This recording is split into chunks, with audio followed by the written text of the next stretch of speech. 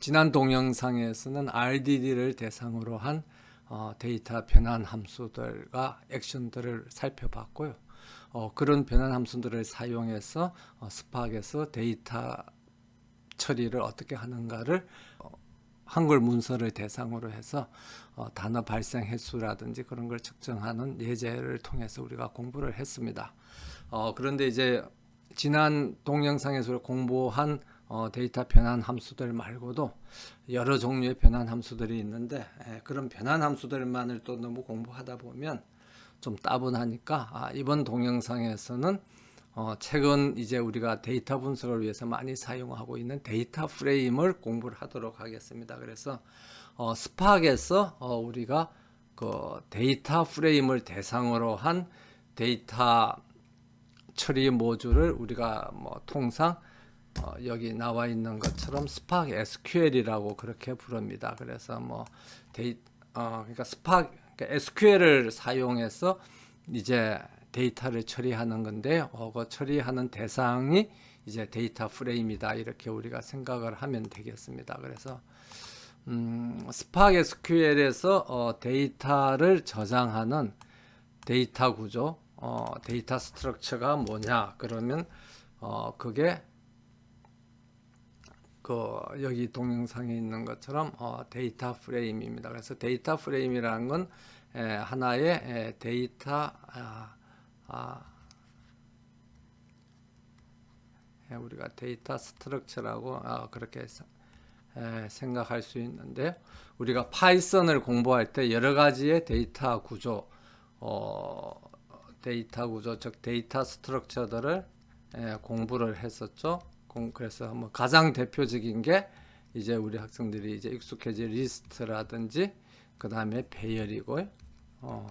그 다음에 우리가 많이 데이터 분석을 위해서 많이 사용하는 게 여기 있는 데이터 프레임이라고 이렇게 이야기를 할 수가 있겠습니다. 그래서 데이터 프레임이라는 거는 여기 있는 것처럼 RDB에서 관계형 데이터베이스에서 말하는 테이블하고 거의 같습니다. 그래서 여기 보는 것처럼 행과 열로 되어 있고 우리가 그 스팍에서의 데이터 구조 RDD를 공부할 때 그때 이야기했었죠. 그래서 여러 가지의 이제 열로 되어 있는 거를 칼럼으로 되어 있는 거를 이제 우리가 데이터 프레임이라고 그렇게 이야기를 하고 그 칼럼에 대해서는 우리가 뭘 부여할 수 있다고 그랬죠?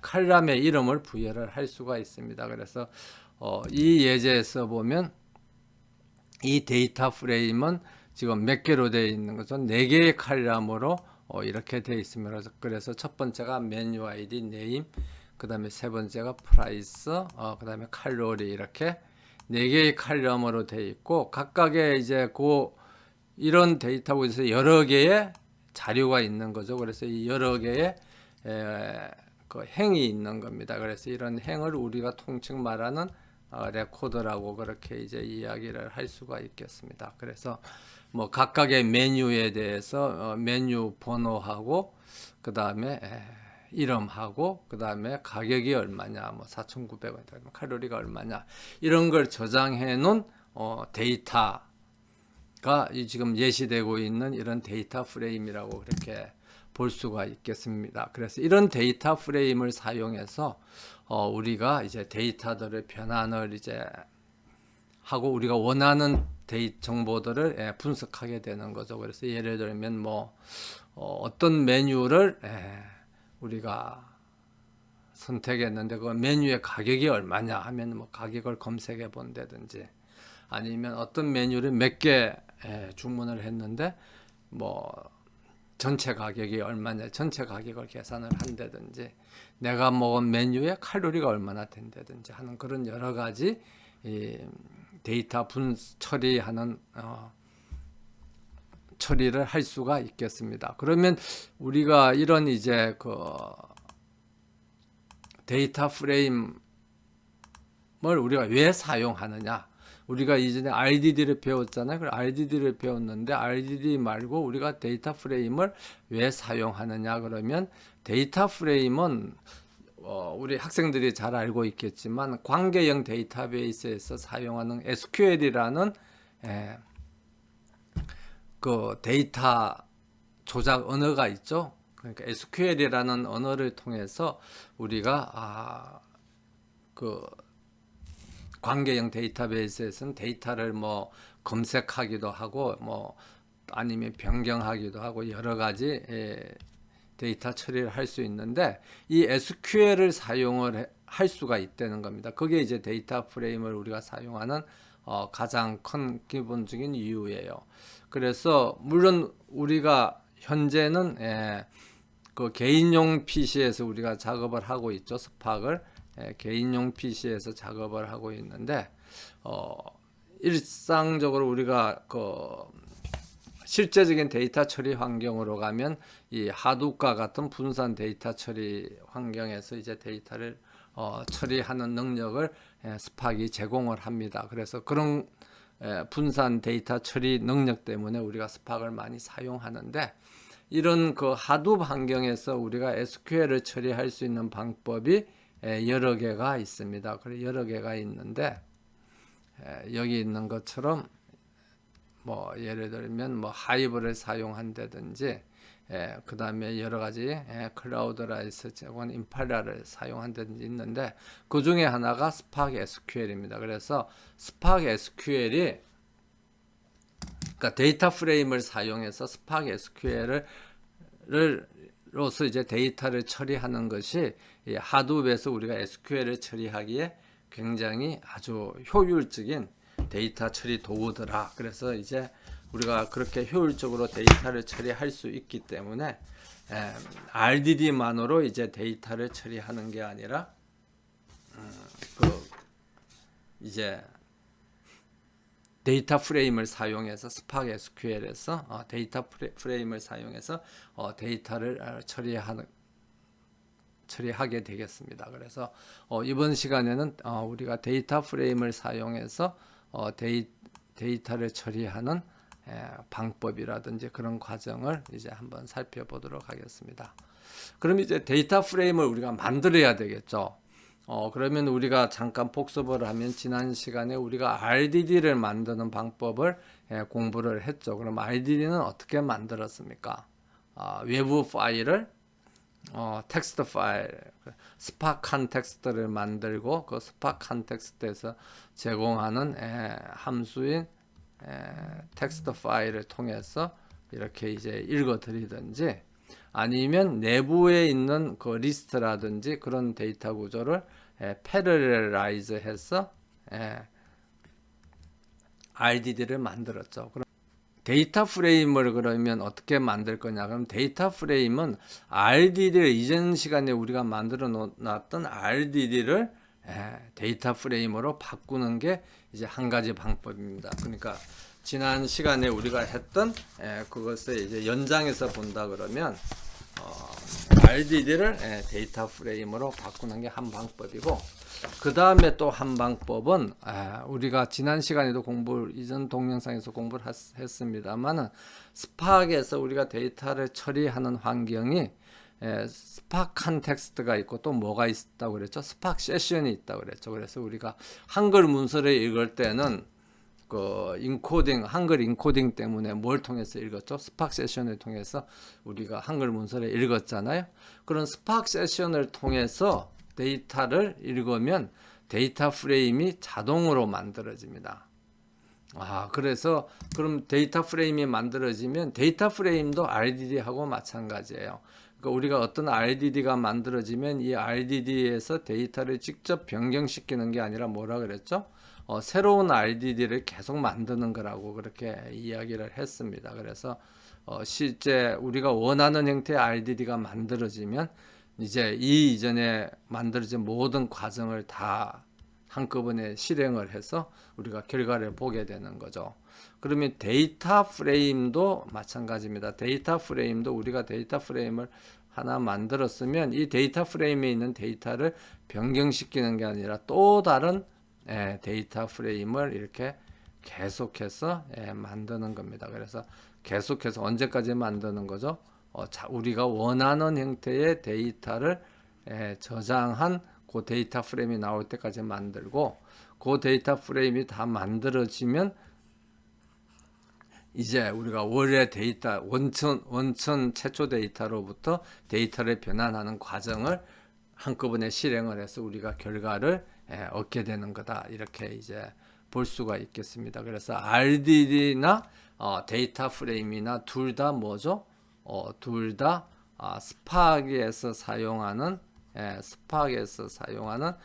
데이터셋인 겁니다. 스파크에서 사용하는 데이터셋이기 때문에 스파크는 데이터를 변경하는 게 아니라 뭐라 그랬죠? 새로운 데이터셋을 만드는 거다. 그렇게 이야기를 했습니다. 그래서 그러면은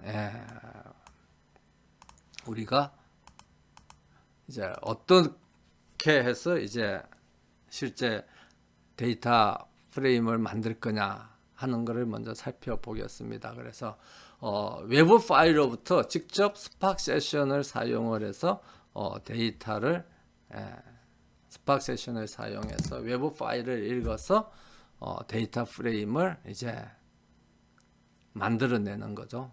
데이터 프레임을 만들어내는 겁니다. 그래서 이건 우리가 그 한글 문서를 읽을 때 한글 문서를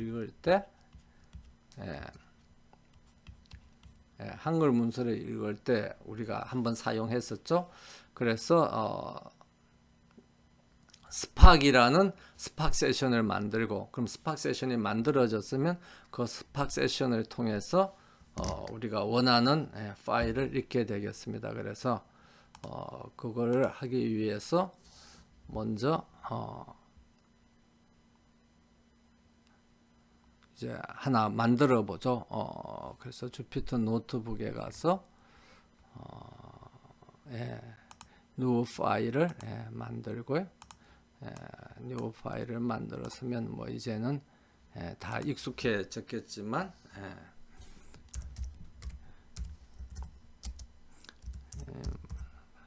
스팍을 하고 그 다음에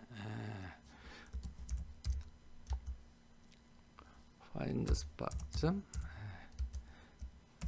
spark을 이니시에이션을 하고 import PySpark을 하고요. 스파크 SQL을 사용할 거기 때문에 PySpark만 임포트 하는 게 아니라 PySpark.SQL을 임포트를 하도록 하겠습니다. 그 다음에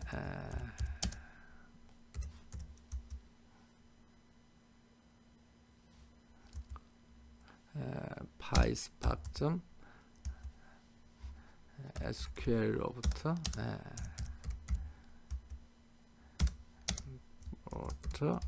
스파크 세션을 임포트를 하고요. 그 다음에 스파크 세션을 임포트를 했으면 이제 스파크 세션을 우리가 하나 변수를 만들어야 되겠죠. 그래서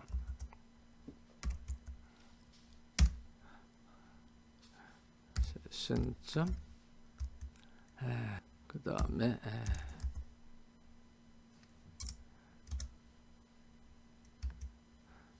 마스트는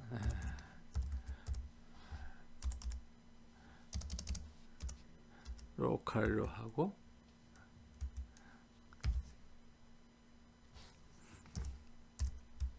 get or create 하면은 이제 스팍이라는 변수가 만들어지겠습니다. 그렇게 만들어졌으면 이제 우리가 새로운 파일을 하나 읽어야 되겠죠. 그래서 예를 들어서 강의 자료에 올려놨던 것처럼 이렇게 디저트 메뉴란 위스키마라는 이런 CSV 파일이 있다고 가정을 합시다. 그럼 이런 CSV 파일이 만들어졌으면 이제 콤마로 세퍼레이트 돼서 하나, 둘, 셋, 네 개의 칼럼으로 이렇게 돼 있는 데이터가 이렇게 있는 거죠. 그렇게 돼 있으면 메뉴 데이터 프레임이라는 걸 하나를 만들죠. 그러면 이제 스팍점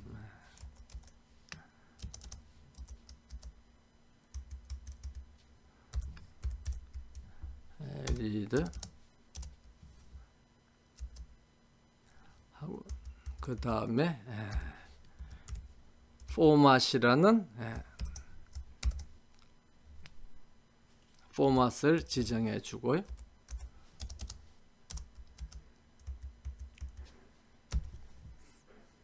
그 다음에 이제 로딩을 하는데 로딩을 하는 건 우리가 지정되어 있는 디렉토리를 우리가 정해주면 되겠습니다. 그래서 이렇게 하고 나면 이제 그럼 제대로 잘 읽었는가를 보기 위해서 거기 이제 유인물에도 있습니다만은 여기 이제 유인물에 보면 이 프린트 스키마라는 게 있습니다. 프린트 스키마라는 건 우리가 데이터 프레임을 읽었는데 데이터 프레임이 테이블이랑 거의 똑같다고 그랬죠. 그래서 스키마라는 거는 그 데이터 프레임의 구조가 어떻게 되어 있는가를 나타내는 겁니다. 그래서 좀 프린트 스키마 해서 이렇게 하면 이런 식으로 이렇게 돼 있어요. 그래서 칼럼 이름이 이렇게 돼 있고 그러면 처음 몇 칼럼을 보겠다 하는 게 이제 show입니다. 그래서 show라는 거는 우리가 RDD에서 사용하는 예를 들면 메뉴 RDD라는 게 있었으면 처음 몇 칼럼을 보겠다 하는 거는 take라고 해서 뭐 3 하면 처음 3개의 레코드를 보겠다 이렇게 되는 거죠. 그런데 그것하고 마찬가지로 데이터 프레임에서는 show라는 명령어가 있습니다. 그래서 show 3 이렇게 하면 3개의 레코드가 나와요. 그런데 여기에 보면 뭔가 잘못됐죠? 메뉴, 네임, 프라이스 이게 그러니까 이 엑셀에서 여기 각 칼럼의 이름이라고 우리가 넣어 놓은 것들이 여기에서는 뭘로 들어가 있습니까? 데이터로 들어가 있어요. 그리고 여기 보면 뭐 4,900, 420 칼로리 하면 숫자라고 봤으면 좋을 것들이 여기에 뭘로 들어가 있죠? 문자열로 다 들어가 있는 걸 볼 수가 있습니다. 그래서 그 데이터 프레임에서는 우리가 어떤 데이터를 읽어드릴 때 다양한 옵션들을 정해 줄 수가 있어요. 그래서 옵션에서 먼저 그 헤딩이 그러니까 첫 번째 행이 그 각 칼럼의 이름을 나타내는 거냐 데이터를 나타내는 거냐를 지정해 주는 게 헤더입니다. 그래서 헤드가 있느냐 없느냐. 그래서 헤드가 우리 경우에는 있죠. 있으면 true라고 이렇게 값을 주고요. 그 다음에 또 다른 옵션이 있는데 그 옵션이 뭐냐 그러면 스키마를 우리가 읽을 때 그 스키마가 숫자인지 문자인지 추론하도록 하는 겁니다. 그래서 info 스키마 그래서 info 스키마도 true라고 이렇게 주면은 그리고 데이터 프레임을 읽어드리면 여기서 프린트 스키마를 하면 어떻게 됩니까? 각각의 첫 번째 그 행이 헤드로 우리가 읽어드린 거죠. 그래서 첫 번째 열이 각각 첫 번째 열은 메뉴 아이디고 두 번째 열은 네임이고 세 번째 열은 프라이스가 되고 네 번째 열은 K 칼로리가 되는 걸 볼 수가 있습니다.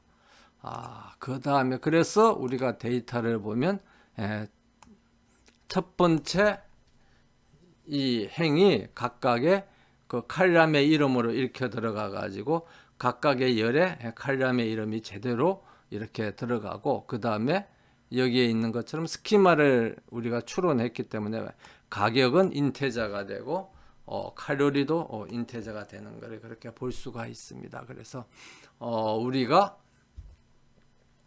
데이터 프레임을 읽어드릴 때는 스팍이 스키마를 자동으로 인식을 할 수 있는 이런 다양한 옵션을 사용할 수 있다는 그런 장점이 있는 거죠. 그런데 만약에 우리가 데이터가 있을 때 그냥 첫 번째 행에 아무것도 없이 데이터로만 이렇게 쭉 들어가 있는 이런 파일이 있다. 그러면 이건 첫 번째부터 데이터로 읽어야 되는 거죠. 이런 경우에는 어떻게 하느냐 그러면 아까 이전에 조금 전에 했던 것처럼 이런 헤드라는 거를 지정을 안 해주는 거죠. 이렇게 지정을 안 해주고 이렇게 우리가 데이터를 읽으면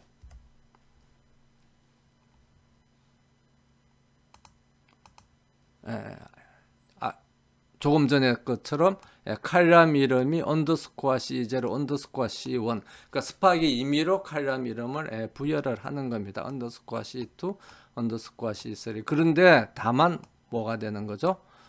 스키마는 자기가 알아서 첫 번째고 두 번째는 문자고 세 번째고 네 번째는 인테자라는 거를 자기가 스키마는 자기가 추론을 하는 겁니다.